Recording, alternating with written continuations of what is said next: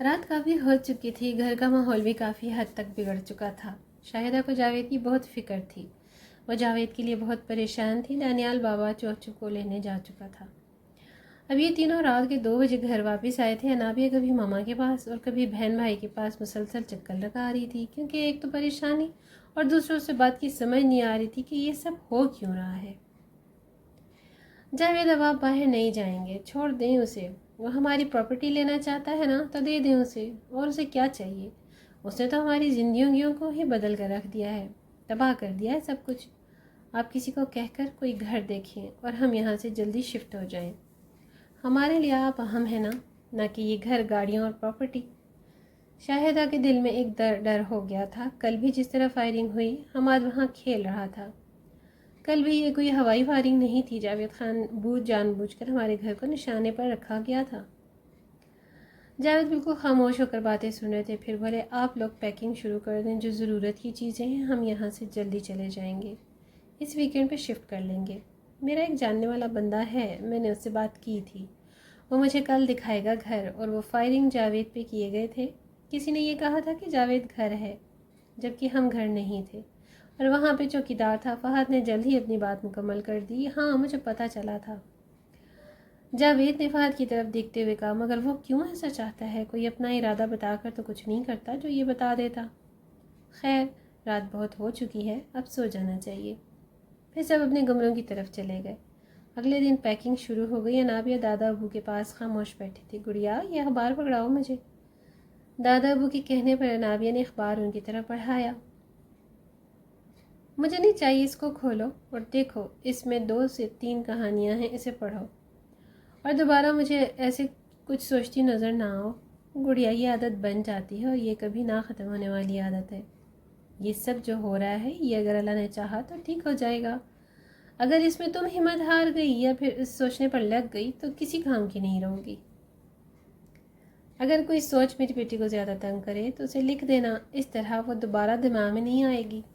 اگر لگے نا کہ اب تم بہت سوچ رہی ہو تو تسبیح کرنا شروع کر دو، کوئی کتاب لے کر پڑھ لو، مگر دماغ پہ زیادہ زور نہیں دینا، ٹھیک ہے؟ جی ٹھیک ہے۔ اور پھر انابیہ نے اخبار کو دیکھنا شروع کر دیا۔ کچھ دن بعد اب وہ لوگ شفٹ ہو چکے تھے۔ سلمیٰ کا کہنا تھا کہ وہ جاوید کے مسئلے میں اپنے بیٹے کو نہیں آنے دے گی اور وہ لوگ ان کے ساتھ نہیں رہیں گے۔ جاوید نے مسکراتے ہوئے سلمیٰ کو دیکھا اور ان کی بات پہ راضی ہو گئے۔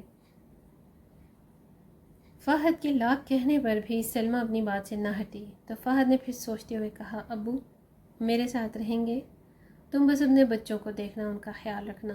انابیہ دادا ابو کے پاس کھڑی تھی۔ آپ تو ہمارے ساتھ جائیں گے نا، یا پھر تایا ابو کے ساتھ؟ میں جاوید کے ساتھ رہوں گا، اس کے بچے چھوٹے ہیں۔ ابو آپ ہمارے ساتھ جائیں گے جب تک سب ٹھیک نہیں ہو جاتا، فہد بول پڑا۔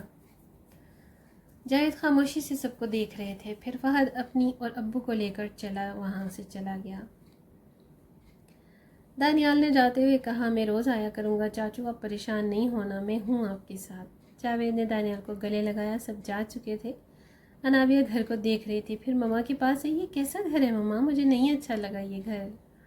کیوں لیا بابا نے اتنا گندا گھر؟ ہم جلدی واپس اپنے گھر جائیں گے۔ پھر انابیہ کو کچھ کام کا کہا۔ اس طرح ان کے گھر کی ترتیب ہو گئی۔ اب تک تو سب کچھ باہر سے آ رہا تھا۔ آج رات کا کھانا شاہدہ نے بنانا تھا۔ انابیہ، حماد، آئمہ آ کر کھانا کھا لو، پھر ٹھنڈا ہو جائے گا۔ انابیہ کچن میں آئی، بنایا کیا ہے؟ یہ بینگن کھا کر دیکھنا، بہت مزے کے ہوتے ہیں۔ کیا یہ ہوتے کیسے ہیں؟ یہ تو دکھائیں۔ شاہدہ نے سالن پلیٹ میں ڈال کر انابیہ کو دیا۔ یہ ہے؟ انابیہ نے ماما کو دیکھا اور پلیٹ کی طرف اشارہ کیا۔ ہاں یہ ہے، کھا کر دیکھو، بہت ٹیسٹی ہوتے ہیں۔ خود ہی کھائیے، مجھے کھانا ہی نہیں کھانا۔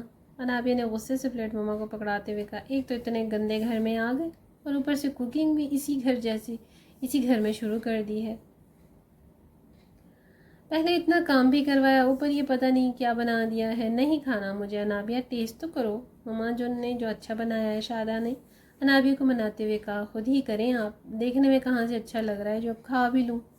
شاہدہ نے ہر ممکن کوشش کی کہ بچے کھانا کھا لیں، مگر ان کی ایک بھی نہ چلی اور وہ کھانا کھائے بغیر سو گئے۔ جاوید بھی رات کو دیر سے واپس آئے۔ کھانا لے آؤ۔ شاہدہ نے جب کھانا سامنے رکھا تو بولی، یہ کیا ہے؟ بچوں نے بھی کھانا کھایا؟ نہیں، جب یہ بچوں کے باپ کو نہیں پسند تو بچوں کو کیسے ہوگا؟ ٹائم تو لگے گا لگزیریس سے ایک دم مڈل کلاس لائف سٹائل، وقت تو لگے گا سیٹ ہونے میں۔ پتہ کیا غلطی ہو گئی مجھ سے کہ میں کہاں تھا اور کہاں آ گیا۔